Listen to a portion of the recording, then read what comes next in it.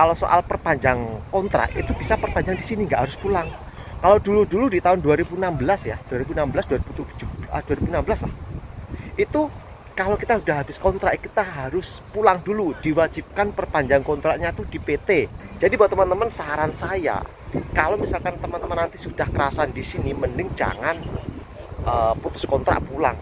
Karena apa? Kalau kita udah putus kontrak pulang, untuk biaya prosesnya ke Taiwan itu mahal. Meskipun kita sama biaya prosesnya dengan teman-teman yang non ke Taiwan kan, gajinya kan segitu ya, potongan banyak. Kalau misalkan di sini tuh hasil gaji bersihnya sedikit, logika aja ya, itu banyak teman-teman udah nggak kerasan di Taiwan, udah pulang aja, soalnya gajinya segitu, potongannya banyak, itu pasti udah nggak ada yang berangkat ke Taiwan. Tapi nyatanya banyak teman-teman kita di sini termasuk saya itu masih betah di Taiwan. Assalamualaikum warahmatullahi wabarakatuh. Balik lagi di vlog saya, guys. Hari ini gimana kabarnya? Semoga buat teman-teman semuanya diberikan kesehatan, kelancaran rezeki. Buat teman-teman yang mau proses ke Taiwan, yang sudah dapat job, semoga segera terbang. Yang belum dapat job, semoga cepat dapat job, dapat pabrik bagus, dilancarkan prosesnya. Guys, hari ini sedikit cerita. Proses ke Taiwan itu saat ini masih recommended gak sih? Masih peluangnya masih bagus gak sih dibandingkan dengan negara-negara lain? Misalnya ke Hong Kong, ke Singapura, ke Korea, ke Jepang. Yang mungkin ke Korea sama Jepang atau negara-negara Eropa gajinya jelas lebih gede. Terus gimana untuk ke Taiwannya? Apakah masih recommended? Masih bagus? Yang mungkin teman-teman yang biasa nonton video-video seputaran TKI Taiwan mungkin tahu ya, untuk biaya prosesnya tuh nggak kecil, lumayan gede lah, antara 50, 60, 70, bahkan ada yang 80. Bahkan saya juga pernah dengar itu sampai 100 juta loh ke Taiwan, bayangkan. Terus gajinya berapa kalau biaya prosesnya sampai segitunya tuh ya, antara 50, 60, 70, yaitu tadi sampai ada juga yang 100 juta. Gajinya itu sebenarnya tuh dibilang gede ya, ya sebenarnya lumayan lah dibandingkan kita kerja di Indonesia. Tetapi kan kita tahu proses ke Taiwan biayanya tuh gak kecil ya. Terus pabriknya bagus apa enggak, gajinya gimana? Yang jelas untuk gajinya itu sama untuk formal ya. Kalau dikurskan ke rupiah ya sekitar 13,5 sampai 14 juta. Itu gaji kotor, gaji pokok ya. Belum nanti kita dipotong asuransi tenaga kerja, asuransi kesehatan, bayar pajak, bayar agensi, bayar mes. Belum lagi nanti kita dalam 1 bulan itu diwajibkan untuk menabung ya. Meskipun nabung itu nanti juga akan kembali ke kita, tetapi kan ya bisa mengurangi gaji kita dalam 1 bulan. Terus gimana sih? Masih recommended kak untuk Taiwan?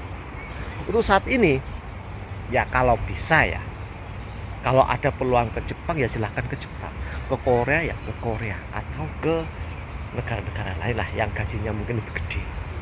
Tapi kan kita tahu proses ke negara-negara tersebut tuh nggak mudah, meskipun biaya prosesnya tuh saya dengar dari teman-teman itu lebih murah. Misalkan ke Jepang, ke Korea itu lebih murah daripada ke Taiwan ya. Tetapi ke negara tersebut kita tidak semudah kita daftar kita langsung bisa diterima dengan biaya prosesnya yang lebih murah dan gajinya pun juga lebih gede ya.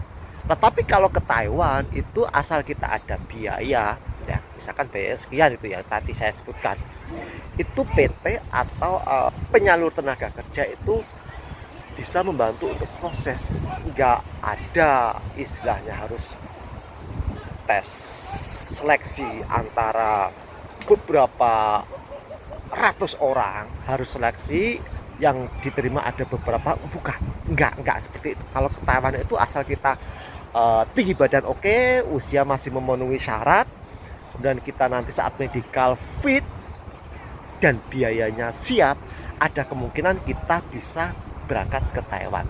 Toh kedepannya itu kita nanti dapat pabrik yang bagus atau enggak itu urusan rezeki kita di Taiwan ya. Kita rezekinya bagus, pabriknya juga bagus. Kalau kita mungkin ya agak zong, ya itu lagi kita dapat pabrik yang enggak ada lemburnya. Ya meskipun saya doakan buat teman-teman nanti saat mau ke Taiwan atau proses dapat pabrik yang ada lemburnya, gajinya biar gede. Soalnya di Taiwan itu ada beberapa potongan yang mungkin kalau ke Jepang atau ke Korea itu nggak segitu banyak potongannya. Itu katanya loh ya, saya juga nggak pernah ke Jepang atau ke Korea, nggak pernah loh ya. Itu potongannya katanya tuh sedikit. Nggak tahu ya untuk Mas bayar atau nggak, saya kurang paham. Saya ada teman juga yang Mas sebelah saya pernah ke Korea ya, pernah cerita ke saya lah kalau gajinya ke Korea itu sebenarnya lumayan, nggak terlalu banyak potongannya, tetapi ya itu tidak semudah, tidak segampang kita mau proses ke negara tersebut ya. Ada tahap-tahapnya, meskipun biayanya sangat murah dan gajinya pun juga lebih gede. Tetapi teman saya berangkat ke Taiwan karena apa ya, ada suatu hal lah, ada permasalahan nggak bisa berangkat, padahal sudah Korea, sudah 5 tahun bekerja di Korea, pulang akhirnya tetap nggak bisa berangkat ke Korea ya, ada suatu masalah lah, akhirnya berangkat ke Taiwan. Jadi teman saya di pabrik ya pernah cerita lah, gajinya lumayan, cuman prosesnya tuh nggak semudah dengan yang ada di Taiwan. Taiwan tuh gajinya lebih kecil daripada Korea sama Jepang dan biaya prosesnya juga lebih mahal. Tetapi kalau ke Taiwan itu ada peluang kita tuh lebih besar bisa berangkat ke Taiwan kalau kita misalkan medikalnya hasilnya fit, tinggi badan oke, maksudnya memenuhi syarat ya dengan aturan yang ada di PT, usia juga masuk, kita ada kemungkinan bisa berangkat ke Taiwan. Terus gini, kan ke Taiwan kan gajinya kan segitu ya, potongan banyak.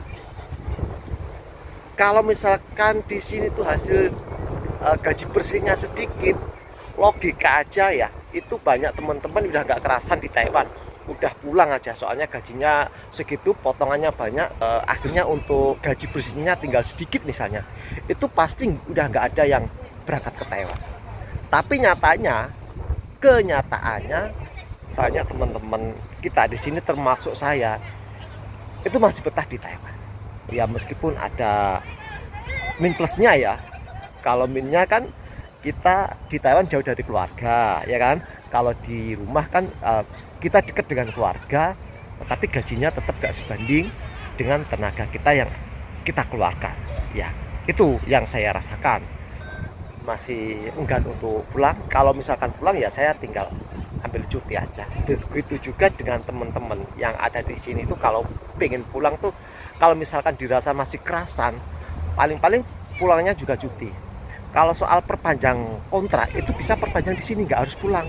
Kalau dulu di tahun 2016 ya, 2016 lah, itu kalau kita udah habis kontrak kita harus pulang dulu, diwajibkan perpanjang kontraknya tuh di PT. Di Indonesia kita tidak bisa perpanjang kontrak, enaknya itu di Taiwan tuh.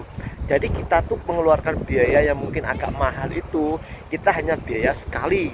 Jadi buat teman-teman, saran saya, kalau misalkan teman-teman nanti sudah kerasan di sini, mending jangan putus kontrak pulang. Karena apa? Kalau kita sudah putus kontrak pulang, untuk biaya prosesnya ke Taiwan itu mahal. Meskipun kita sama biaya prosesnya dengan teman-teman yang non. Jadi mending kita kalau misalkan sudah habis kontrak, kita ambil cuti aja kalau misalkan pengen pulang. Kalau misalkan kita udah habis kontrak tetapi nggak kerasan, ya kita cari job atau cari pabriknya tuh posisi saat kita masih di Taiwan. Kita jangan pulang dulu cari job di PT. Kalau cari job di PT jelas kita nanti akan dikenakan biaya yang mahal. Kita nanti saat di Taiwan kita bisa cari job lewat agensi, lewat beberapa teman, misalkan koneksi-koneksi teman. Itu ada juga beberapa yang teman kita itu nanti akan dikenakan biaya untuk jobnya tersebut. Ya meskipun aturannya tuh sebenarnya nggak bayar, tetapi itu ya apa ya, kalau kita kasar-kasarnya uang pelicin lah ya, ganti uang bensin lah kita kasihkan ke agensi kita karena kita udah dikasihkan job. ya sebagai tanda terima kasih. Meskipun aturan yang ada di Taiwan itu kalau kita pindah pabrik atau perpanjang kontrak itu aturannya kita nggak dipungut biaya alias free. Mungkin kita hanya bayar untuk biaya asuransi, untuk biaya ARC. Oh, jelas lah untuk perpanjang ARC itu kita nanti akan dikenakan biaya. Kalau saya itu dulu kemarin itu perpanjang kontrak itu cuman bayar ARC ya. Kalau ARC itu kan masa berlakunya kan 3 tahun, jadi kita ditarik biaya sekitar 3.000 NT per tahunnya. Tuh intinya cuma 1.000. Kalau kita perpanjang cuma 2 tahun ya berarti kita bayar 2 tahun. Kalau kemarin tuh saya perpanjang kontraknya itu sebenarnya 3 tahun, dan ARC saya itu diperpanjang, tetapi itu usianya tuh disamakan dengan usia paspor, karena paspor saya tuh masa berlakunya masih 2 tahun, jadi saya ARC-nya itu disuruh bayar 2.000 NT aja. Jadi masa berlakunya tuh cuma 2 tahun, tetapi setelah masa berlaku 2 tahun itu udah habis, saya disuruh perpanjang lagi untuk yang 3 tahun. Jadi saya sudah memperbarui ARC saya 3 tahun lagi. Yang kemarin saat perpanjang kontrak saya disuruh memperpanjang yang ARC itu cuma 2 tahun, jadi bayar 2.000 NT. Jadi misalkan teman-teman nanti disuruh perpanjang ARC itu bayarnya kalau 3 tahun ya berarti 3.000 NT. Setahunnya itu cuma 1.000 NT. Kembali lagi soal recommended atau tidaknya ke Thailand. Jadi itu kita kembalikan ke teman-teman. Kalau masih ada peluang untuk ke negara lain ya silakan. Gajinya lebih gede, biaya prosesnya juga lebih murah. Tetapi itu kita tidak bisa secepat proses yang ke Taiwan. Kalau ke Taiwan asal kita medical oke, tinggi badan, usia, dokumen-dokumen oke, kita jelas akan diberangkatkan ke Taiwan. Dan jelas satu, untuk biayanya kita sudah siap.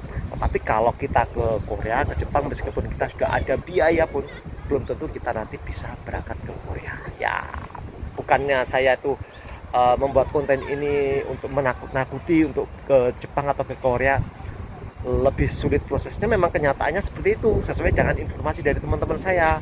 Ya, gajinya jelas lebih gede, biaya prosesnya lebih murah. Tetapi untuk peluang saat ini banyak teman-teman yang memilih ke Taiwan. Karena apa? Yaitu prosesnya lebih simple lah. Ya, meskipun kita nanti harus bersaing dengan teman-teman yang ada di PT yang sudah daftar, kita nanti juga ada interview, ada seleksi, tapi nggak sebanyak yang ada di negara tersebut, yaitu di Korea atau di Jepang ya. Itu prosesnya itu kalau ke Taiwan ya kita nanti mungkin interview ada beberapa orang. Itu pabrik ini misalkan pabrik A cari 3 orang, paling yang di interview berapa sih? Paling 6, 7 ya itu aja. Nanti ada interview lagi, ada pabrik ini yang cari, nanti interview mungkin ada 3 atau 4, oh itu seperti itu. Jadi enggak interview bersamaan rame-rame, enggak, paling ya sekitar 4, 5, 6 sampai 10 lah. Ya ada beberapa yang permintaan dari agensi minta interview orang yang banyak, soalnya permintaannya ada beberapa pabrik itu bisa juga ya. Jadi buat teman-teman yang mau ke Taiwan ya silahkan. Kalau misalkan teman-teman ingin cari gaji yang lebih gede, biaya prosesnya lebih murah, silahkan ke Korea atau ke Jepang. Itu katanya biayanya lebih murah, tapi ya prosesnya itu tidak secepat dengan proses yang ada di Taiwan. Ya ada juga yang proses ke Taiwan sampai 5 bulan, 6 bulan, 7 bulan baru dapat job juga ada. Tetapi kan ada kemungkinan lebih besarnya kita bisa diberangkat ke Taiwan ya, meskipun kita harus nunggu antri, karena yang daftar di PT itu enggak cuma 1-2 orang aja, banyak yang sudah daftar ke PT karena bersaing. Dan yang menentukan terkadang itu juga pihak dari agensi, kadang juga dari pihak pabriknya juga pengen milih sendiri. Biasanya yang mempengaruhi cepat tidaknya tuh dari faktor usia, tinggi badan, itu biasanya itu yang lebih diutamakan ya. Meskipun nggak jamin, kalau misalkan kita tuh tinggi badan kita itu lebih pendek, kita nggak diterima, nggak jamin. Contohnya saya aja, dulu saya juga pernah interview dengan 6 orang. Itu teman saya juga tinggi badannya juga lebih tinggi, ternyata agensi juga tetap pilih saya, meskipun dari faktor usia saya juga lebih tua, tinggi badan juga lebih pendek, akhirnya tetap saya dipilih. Jadi itu menurut saya hanya rezeki aja ya. Nah, itu ya sedikit sharing saya, semoga ini bermanfaat buat teman-teman. Silahkan jika ada pertanyaan buat teman-teman, tulis di kolom komentar. Nanti ingin bertanya seputaran proses ke Taiwan, mungkin bagaimana caranya, langkah-langkahnya. Nah gitu aja ya, semoga bermanfaat. Wassalamualaikum warahmatullahi wabarakatuh.